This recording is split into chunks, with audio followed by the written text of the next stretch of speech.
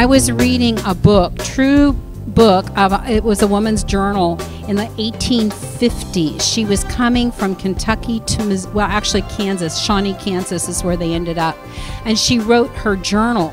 And I took notes on it, on the things related to food and water, because I thought it was pretty fascinating. So I'll read a few of those while everybody's filtering back in. And just think of this challenge she had. She said, it was tough to decide how much food we should bring along. How many times this past week have I gone down to the cellar, pulled something off the shelf to pack in the wagon, and then stood there trying to decide if it's the right thing to bring along? I've agonized over every little thing as the wagon started to fill up. How long will we be on the road?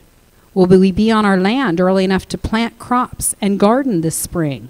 Or do we need to bring enough food to last us through the winter? Will there be farmers or towns nearby where we can buy food if we run out? Questions like these have plagued me since the decision was made. John borrowed a guidebook to Oregon and California from a neighbor, which suggested for each adult going to California, this is what you should pack.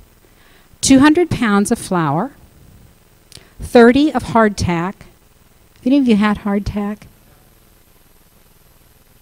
What'd you think? Yeah. It's a kind of a crackery type, unleavened flour thing. Yeah, it would put something in your stomach, but it's not something you would desire. Exactly. All flour, no taste. 75 pounds of bacon, 10 of rice, 5 of coffee, 2 of tea, 25 of sugar, 2 of, and I know this stuff is used, it's like a baking powder stuff, and I can't pronounce it, S-A-L-E-R-A-T-U-S. You've heard of it? I heard it referred to by the old timers, but I know that's what it's for. It's a leavening agent. 10 of salt, half bushel each of cornmeal, parched and ground corn, and a small keg of vinegar. But since we're not going on to California, we shouldn't need that much per person. But we'll need the supplies until we get crops and garden planted and harvested. I just think about that, packing that way. Then she says all the dried fruits and vegetables we had left from last fall's harvest have been packed in lightweight sacks and hung from the wagon ceilings.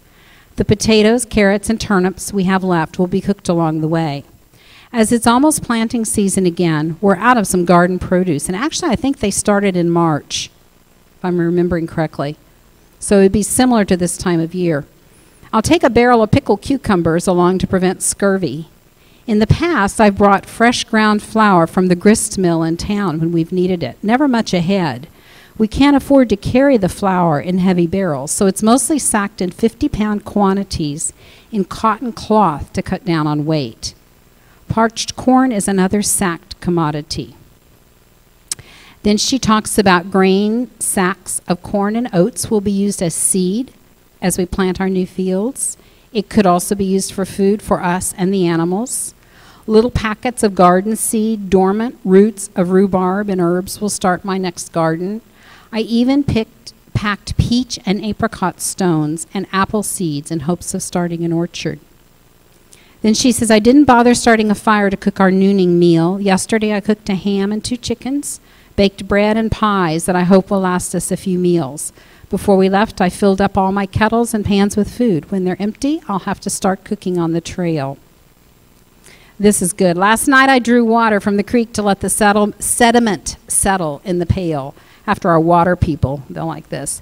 Skimming off the top water this morning made a fairly clear pot of water for coffee. I roasted the green coffee beans in a skillet, then ground them in a grinder before adding the boiling water. I sliced bread and buttered it for breakfast. Then on the next day, she says, when we finally stopped last night, I didn't bother starting a fire. We were so exhausted, I gave everyone a handful of hardtack, which we ate while crawling into bed. Then another one, Anne made the first attempt to bake bread since we left. She put the dough in the Dutch oven to rise by the fire first. When the dough had risen, she put it in the fire, heaped ashes on top of the lid to bake the bread evenly. Now, have any of you done Dutch oven cooking? Yeah, that's an option for without electricity. A pretty doable option, but it does take practice. She said she didn't know how long to bake it over an open fire instead of the kitchen's hearth. And when she finally pulled the bread out and sliced it, there were a few ashes mixed in the crust, so she peeled off the top layer, gave it to the chickens. Had time to boil beans today, then put them in to bake for supper, added ham for flavor. She said, when I baked beans at home, I didn't realize how many hours it took. We just put the beans in the fireplace, went about other business for the rest of the day. Now we're not in one place long enough to keep a fire going for several hours. Soaked dried pumpkin slices for a pie. Had to wait till the chickens laid some eggs before I could stir up the filling. Turned out pretty well baked in a reflector.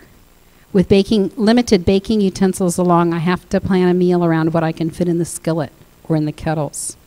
Then they figured out the best way to build a fire is to dig a 12-inch trench about 3 feet long and lay the kindling in it. Then they can set pans directly over the fire, using the edges of the pit for support. Lunch was hardtack, and remembering all the work we took to make it. Every other night for 2 weeks we mixed a batch, and I made the whole family take turns kneading, rolling, and cutting it into squares. It had to dry rock hard before we packed it into bags and then wooden boxes. We're all tired of eating it, but it beats hunger when you can't keep a campfire going. Okay, then they learned this way of making bread. It says we have one special flour sack, and we pour water in the middle of it, then poke a branch into the middle of the flour mass. Stick the branch with the glob of dough on it on the ground by the fire. Turn it a few times, and you have quick bread, and you don't have to dirty up a pan. When we first saw someone do it, we wondered, what in the world? And now we do it too. So there you go. And this is my last little segment. This had to do with water. And they typically, when they would stop, they passed a lot of streams. They didn't have the mountain crossings that we usually hear about, but they had crossed so many rivers and streams, and that was their water source. Well, she said, and they crossed the Missouri River at Boonville. Any of you from Missouri or from that area. The thickness and the muddiness of the Missouri River is beyond description. I don't think you could see an egg in the bottom of a glass in this ashen yellow water. We have to put a handkerchief over the mouth of each cup to keep from drinking dirt with the murky water. The quick bread we made tonight with the river water had a definite grittiness to it. Yeah. Okay, then this is the next day. This is what she said about it. Bad water, I assume from the river, made us all sick with diarrhea. Now think, they were in a wagon train. Talk about misery.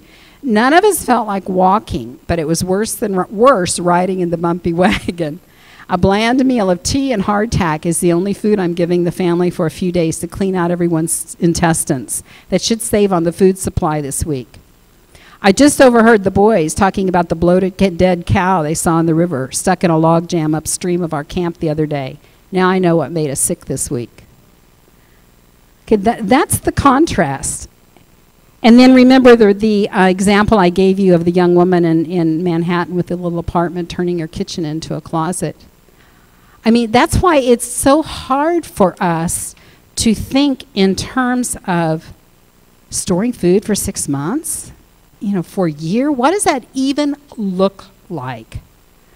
So write down those questions. We're going to work through this, and I think you'll be more confident at the end. But sometimes you just need to hear that kind of thing for a reality check. All right, this is my approach, sample 5. I finally went through because Terry and Reagan had been encouraging me to write down a list for, okay, so for Prepare the Way, what could you recommend for us? And I've done that, and we're going to go over that at length tomorrow, or maybe a little bit of it today, but I had to do it for myself first. It's like I have worked with this. I've circled the table so many times thinking about it because we have a garden, so a lot of what we can do comes from our garden. But not everybody has that option. So then what's your option if you live in a suburban area, or what's your option if you're in an apartment? What can you do that makes sense? So I finally just had to do it for us. I just went through it and I did, okay, this is what works and this is why it works.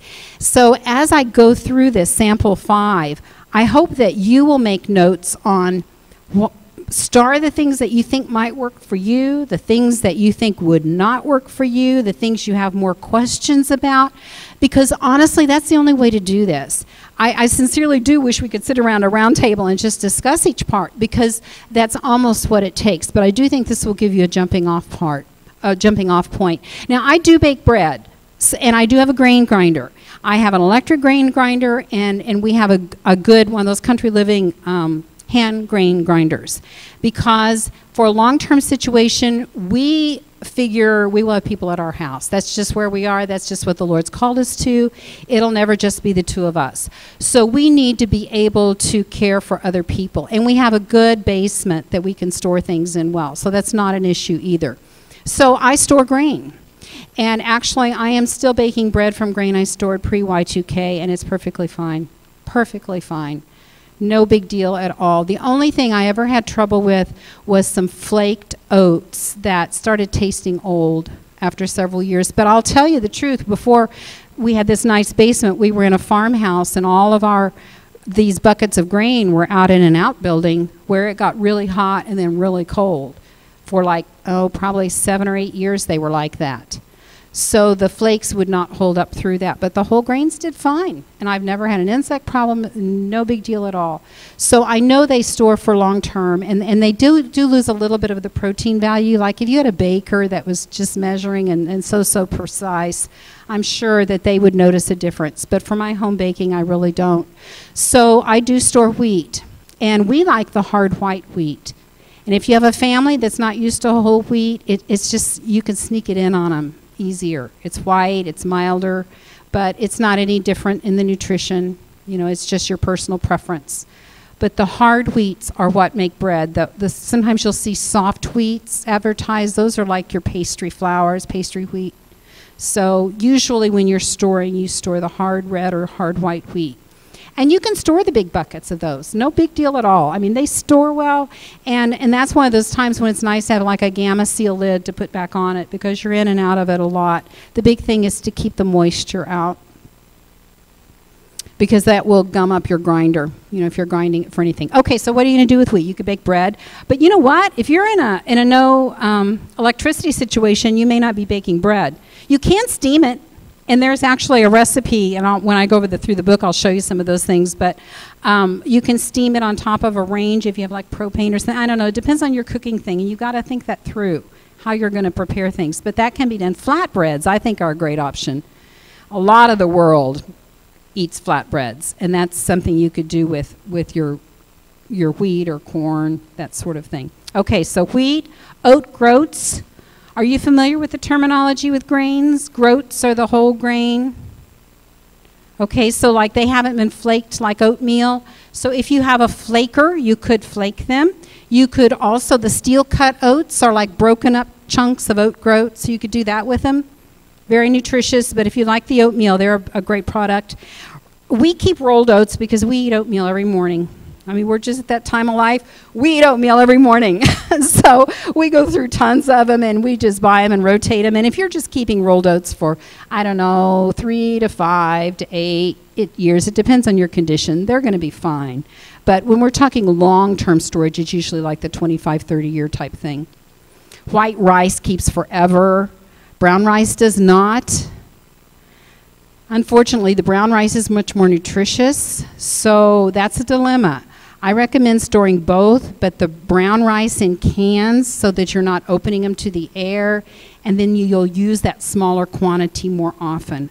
White rice you can store in big buckets without any problem at all, and probably a mixture. One of my favorite things to cook is bulgur. I mean, I'm just partial to that stuff because it's a convenience food. Now, I think, and I'm not certain of this, true actual bulgur is a steamed cracked wheat kernel that's been dried. So it's like an instant food. So you can just put liquid on it and it'll rehydrate. Okay? Many of the companies sell cracked wheat for bulgur. And I need to test it out to make sure and get two that I know are genuine products and see if there's that much difference. It could be that cracked wheat could be used almost the very same way. And if it weren't, it would just take a smaller amount of cooking. So again, but anytime that kernel has been broken, they don't keep as long. So anything like that, you would probably, it depends on how fast you use it, you put it in a smaller container. That's the rule. If you've not messed with the kernel, the whole kernel, it lasts a lot longer. Rye is another grain, and it depends on how much you use. I put cans because we don't use it quite so often. Barley, same thing, another great grain. There are many of them. Quinoa is one that people are liking now. That's available. Oh, I'm trying to think. We have on the website, you just can't believe how many grains there are. What you have to do is just go through and say, you know what? This is what my family likes. We like barley. We like oatmeal. This is what we would eat. And choose based on what you eat. If anyone is gluten intolerant, you've got to stay away from wheat. And you know that. You know what grains you can eat. But it is helpful because grains store such a long time. Okay, I'm going to give you parentheses here while we're talking about grains, because there is another one of the food recommendation plans that I've seen recently. And this is a company, great products. I'm not saying anything about them as a company at all, but their recommendation for the food storage, the only grain included in that was millet. And I thought, ooh, I have never heard that before, ever, ever, ever. So I looked it up, and I think probably, and I've not talked with them, and like I said, they're great people, but I think probably it's because millet, it's the gluten thing. I think probably whoever was making the plan was concerned about that. And millet has some health benefits, but no, really, it's a trade-off with the other grains too. But in that plan, there were only like, I think, 3 items: millet, rolled oats, and a hearty soup blend, which is, that blend, I think, is the same thing. We have like an ABC soup blend that you'll see, and it has like lentils, rice, a little bit of macaroni, yellow and green split peas in it typically. And you add it like as a soup base. But that would be really hard to use for long term with that limited amount of grains. So again, and you know, people just... there's just a lot of personal choice involved in this. So that's why I'm saying you really need to look at who you are and what you'll do. Know yourself. All right, then on this same thing, the grains, the popcorn. We like to store popcorn rather than whole kernel corn because you can grind popcorn or you can pop popcorn.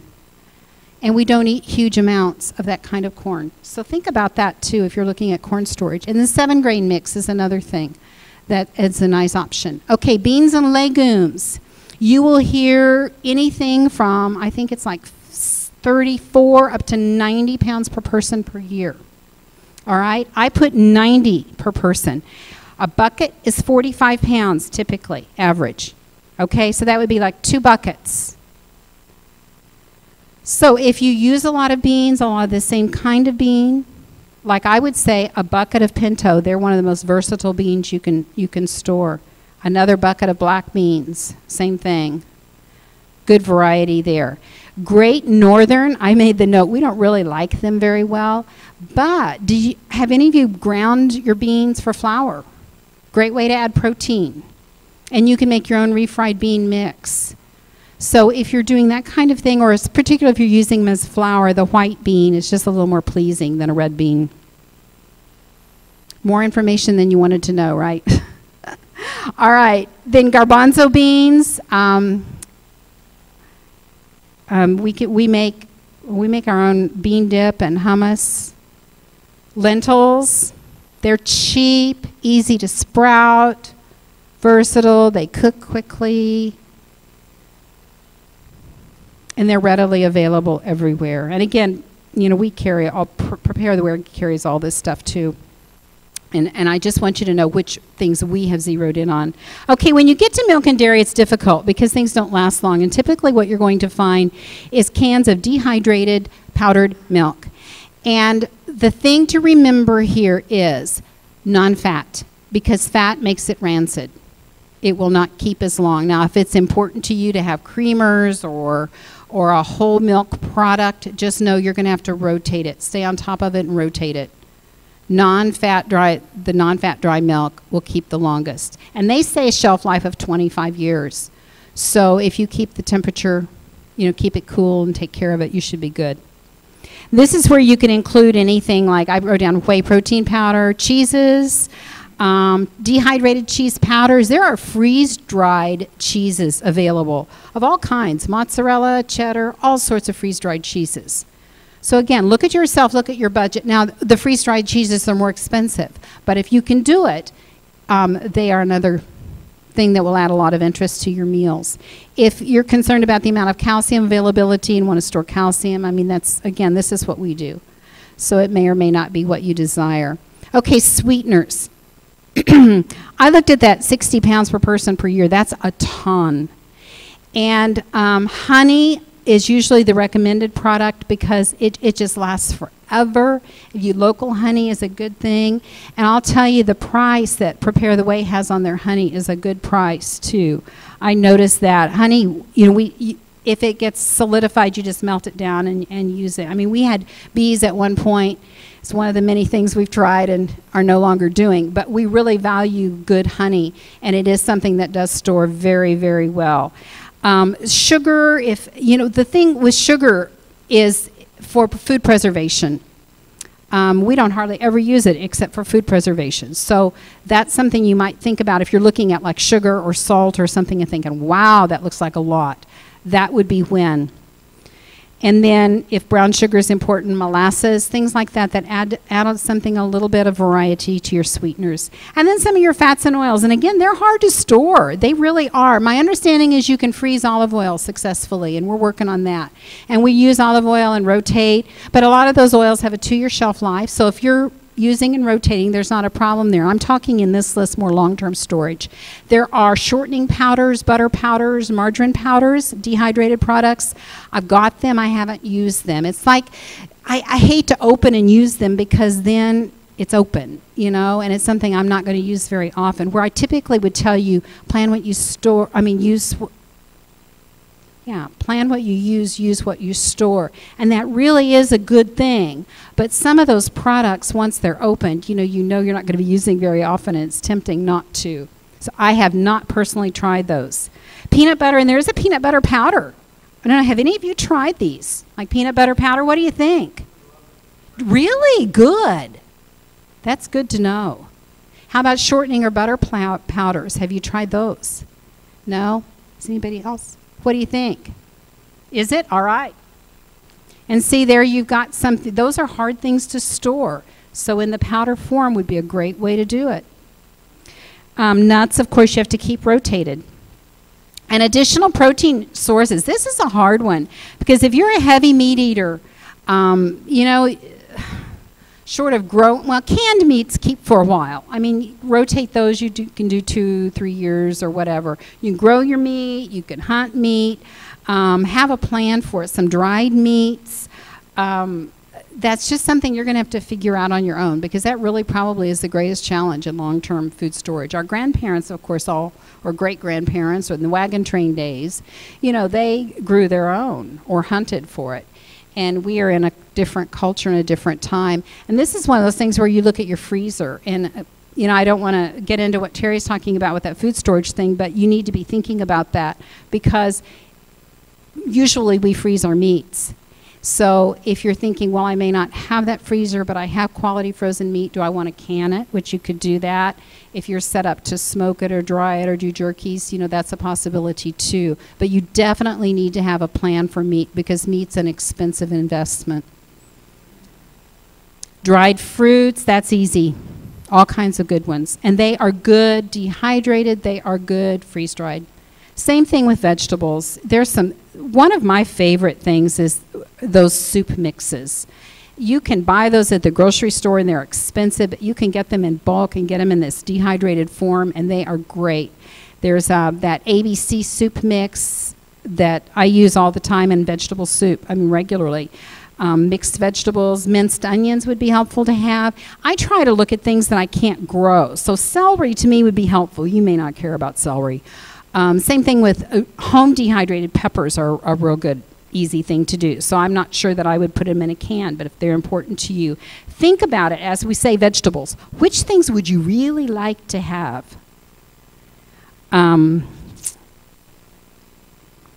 Then another good thing to think about is what are your accommodations for long term, like if you garden or if you have an option for some of the fall vegetables, can you store them? Like, you know, most of us don't have root cellars. We had a root cellar and it would get water in it and it wasn't really that effective. But we have a basement that will store potatoes and garlic and onions for a long, long time. In fact, we have spaghetti squash and sweet potatoes from last summer that are perfectly fine now. And we have sweet potatoes that are 2 years old that are fine. Well, they're getting a little beyond their best, but they're very edible. So that's an option you could have too. So be thinking if you have cool space that you could put some of those things in, and then you can do your garden thing. Other things, I said vinegar is important. Yeast does not last forever. Rotate it, keep it frozen while you can, and it will last longer if you bake. Bouillons and soup bases, oh my goodness, they are helpful. Because if you don't have the fresh soup base from the meat, it's helpful for just flavor. And I know there are the MSG things you need to check in on yourself with each product, but generally look at that. And they always say to store lots of salt. Pepper, baking powder, baking soda, lots of baking soda. Same thing for cleaning. Lemon juice, vanilla, cocoa, spices, whatever spices you cook with, you want them. And then this is something that even if you've never gardened before, you can do. Herbs are so, so easy. And they're easy to dry, they're easy to grow, and they would add so much life to food that's starting to be bland and boring. I mean, it really does. And there are medicinal things, and you can read about that, and I think you're going to be learning some more of that too. But that's a simple thing you can do. And then the comfort foods, whatever it is, that when candies are good here, hard candies. People always ask me how long chocolate stores, and I tell them, I don't know, it doesn't last that long at our house. But those things in your house that you enjoy when you're under stress, those things are important to store too. And there have been studies done because you will tend to think, oh, if I'm hungry, I'll eat anything. Well, the studies have shown otherwise. There have been people that have starved because they would not eat certain foods. And we're talking situations where there were famines and it wasn't you know, spoiled people just choosing not to eat them. They were really people in difficult situations. And particularly if you have children or you have elderly, you have to plan ahead for them. You just have to. Okay, other considerations in your mix are your diet, if you have dietary issues of any kind you're working with, your lifestyle, the time to start eating healthy if you've been putting it off forever is now. Because we need to be able to, if our bodies are under stress, they need to start from a place of health as much as possible. And gardening, food preservation, great skills to learn now. We're looking at eggs and chickens. I'm not sure. We didn't tell you a lot about our background. We tried everything after we moved to the farm. We had 2 sons who loved animals, and they had cattle, and we did sheep for a while, and we had chickens, of course, and we tried bees, and then the bees, that was a difficult thing. And the chickens, when we moved, we didn't bring them with us. But our boys are the ones who like the animals, and we just never did. We did more of the growing of other things. So once they're adults now and on their own, we just don't have any animals. We focused on gardening, vegetable gardening, small fruits, brambles, fruit trees, that kind of thing, and really focused on that. And what we have decided is we can't do everything. You know, we've lived at this long enough to know that we're going to have to specialize. So the things we do well, we've stuck with, and we're just counting on being able to share skills. You know, if it gets to a time where we're in a long-term situation where we need one another, we will share skills with others and share produce with others for what they have. But in the meantime, our philosophy is we're going to keep as much as we can on hand so that we have extra to share. And like we're plant way more garden than we need, so we have extra to share, and so we can help others learn. Because that's just how we live. And I just think there's wisdom in that at this point in time. Okay, questions so far? Yes.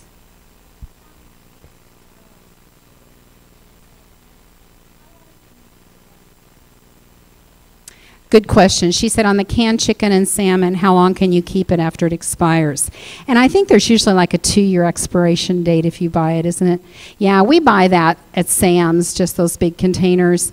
And that's the kind of dialogue I hope we will have around these tables some, because we have not walked through these situations where we have had to test these things. And if someone else has tested it, let's glean from their knowledge. So now we know yeast lasts a lot longer. We know that the peanut butter powder is good. We know the butter powder and those things are good.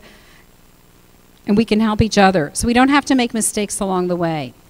Okay, go on to the next slides, I think. And I need to know what time it is, too, at some point back there, too.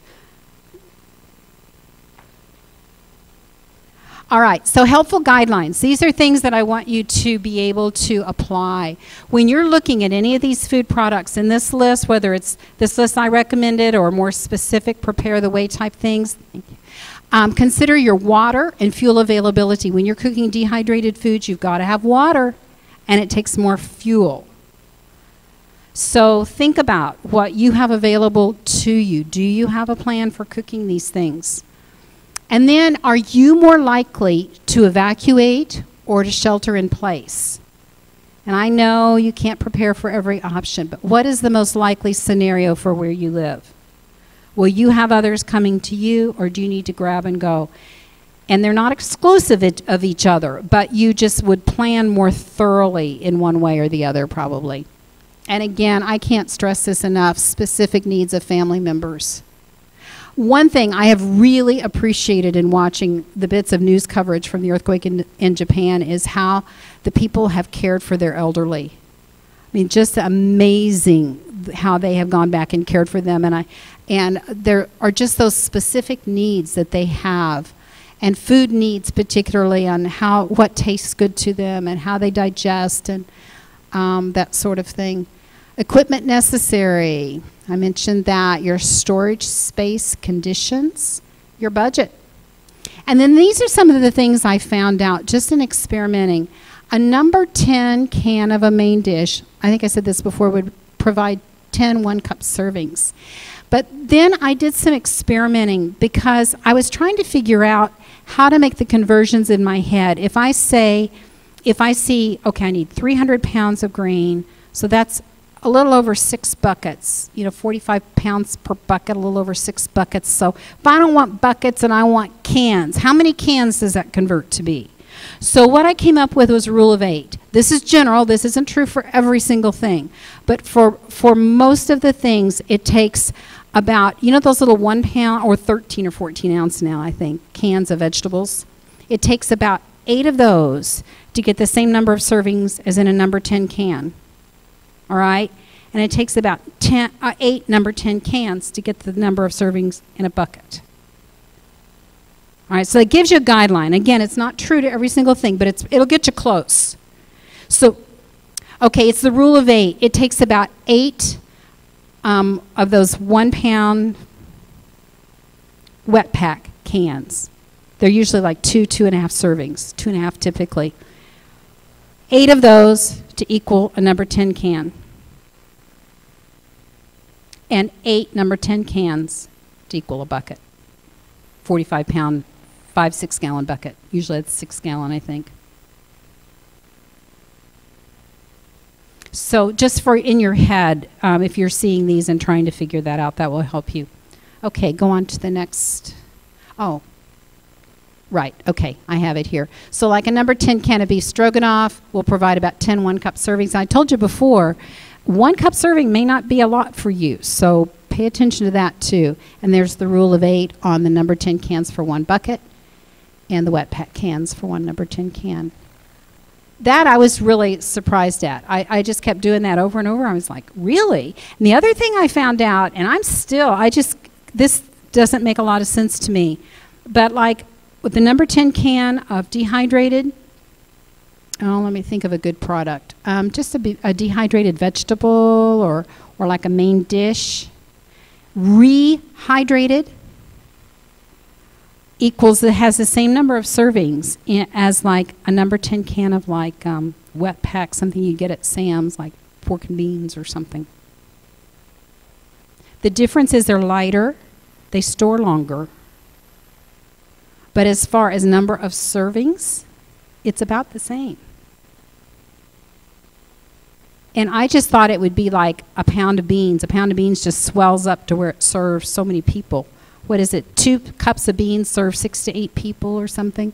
So I thought it would be like that, where they would just really, really increase in volume. But they don't, evidently, most foods. So that's kind of nice to know, too, when you're trying to figure serving sizes. So I think that's the thing that's always hard for me. It's like when Terry makes those references of how many people for 2 years, 10 people for 2 years, it's like, I can't even go there. I'm thinking 2 people for 1 year or 8 people for 1 year. What does that look like? What does that really look like? And I honestly think the best thing you can do is to go back to that first thing I said. Write down what your family eats in a week. Your main dishes, or generally what you eat, and just keep track of that. General amounts, and then just start increasing and increasing. And then focus on, okay, these are things we could incorporate. And then start doing some activities. Start using that grill as if it were your only way to cook, if that is your plan. And then you'll know where the weaknesses are. Or like if you have always wanted to try the Dutch oven cooking, try it out, see how it works for you. And then you won't be making mistakes with valuable food in a time where food isn't so plentiful. Like right now, we can play with it. Another thing I have told, as Reagan and I have dialogued about this stuff, about making it real for people, I think probably the most practical thing to recommend is that if you'll try it once a week, make a pledge. I'm going to cook totally from food storage. Then you stay familiar with the foods. You know which things, again, where the gaps are. And that's a lot of it. And it's not intimidating once you start, once you practice. Okay, so how are you doing with that? Questions? Is that the last slide on that one? Oh, that last one before that. That was the conversion thing. 8 of those little cans for the number 10 and 8 number 10s for the big bucket. And that has a Gamma Seal lid on that one. And that's actually a bucket of wheat from pre-Y2K. 3 of my favorite storage foods is the rolled oats. And I use it like an instant food, like to make, well, I think it's good to have as you're thinking about the things, and I'm hoping tonight you'll work on some of this. Yeah, right. But think of things that you prepare at home that don't require electricity or preparation, okay? And you need to have a set of things, whether you write them on recipe cards or on a list and a notebook or post them with your emergency supplies, but you need them accessible and have the ingredients on hand to do those. Because you can go with the things you've purchased, you can go with the freeze-dried, and you can do all that, and that's good, and you need to. But I think it's nice to have some options, even with some of your longer-term storage foods. And if you're talking to people who are on limited budgets, some of these other things they can get so inexpensively. And one of my favorites for that is the rolled oats. And what I do is make, well, it's called muesli, but it's not like the muesli you get in the grocery store. But you soak the oats overnight, like either and you can use powdered milk, or you can use a Tang type thing if you don't have access to orange juice or fresh milk. Soak the grain, and then you stir in dried fruits, nuts, yogurt, whatever you have, and you have a fabulous morning dish that's nutritious that will carry you through the day. So that's one of the things. Bulgur is another one of my very favorite things. And there are lots of things you can do like that. If you just think of the stuff I think part of it is mindset. Instead of thinking, okay, this is what I'm hungry for, I'll get the stuff to fix it. We need to be thinking, what do we have available to us? What's in our region? What foods? Because you guys are from all over the country, and you are from places that specialize in different foods. Things are accessible there that aren't here, and here that aren't there, and you need to find those local foods and figure out what you can do to make them work for you. And then seasonal, what's seasonal? And that's huge here in the Midwest, because March, there isn't a lot that's fresh around here. So we have kale actually in our garden now, and spinach that is producing. But that's about it. You're either looking at, okay, is this like a camping type situation when we're out power and we have 3 days? Is it a camping type situation without power for 2 weeks? Are we thinking that we might have disruptions for a month? Are we thinking 3 months? Are we looking at long-term sustainability? And honestly, I often will go long-term sustainability. That's just the long range where I'm at with it. So some of those things may not be practical to you. So dial it back to what works for you and your family.